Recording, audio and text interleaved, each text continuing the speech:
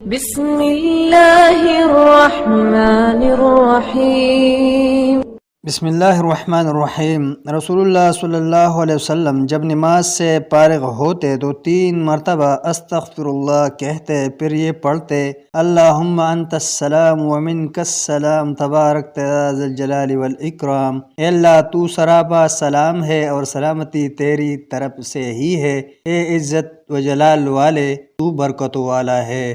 نبی اکرم صلی اللہ علیہ وسلم جب نماز سے فارغ ہوتے تو یہ پڑھتے لا الہ الا اللہ وحدہ لا شریک لہ، لہ الملک ولہ الحمد وہو علی کل شیء قدیر، اللہم لا مانع لما اعطیت ولا موطع لما منعت ولا ينفع ذا الجد منک الجد۔ اللہ کے سوا کوئی معبود برحق نہیں، وہ اکیلا ہے، اس کا کوئی شریک نہیں، اسی کے لیے ہر قسم کی تعریف ہے اور وہ ہر چیز پر قادر ہے۔ اے اللہ تو کسی کو نعمت دینا چاہے تو کوئی روک نہیں سکتا، اور جس سے تو روک لے اسے کوئی دے نہیں سکتا۔ تیرے سامنے کسی شان والے کی شان اسے کوئی فائدہ نہیں دے سکتی۔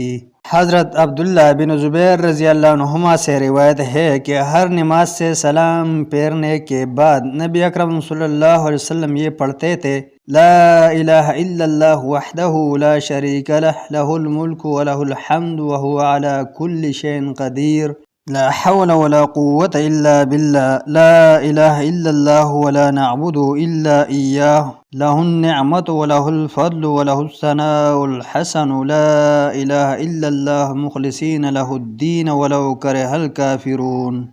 اللہ کے سوا کوئی معبود نہیں، وہ اکیلا ہے، اس کا کوئی شریک نہیں، اسی کے لیے ہر تعریف ہے اور وہ ہر چیز پر قادر ہے۔ مجھ میں اللہ کے فضل کے بغیر نیکی کا کام کرنے اور برے کام سے بچنے کی طاقت نہیں۔ اللہ کے سوا کوئی معبود نہیں اور نہ ہم اس کے سوا کسی کی عبادت کرتے ہیں۔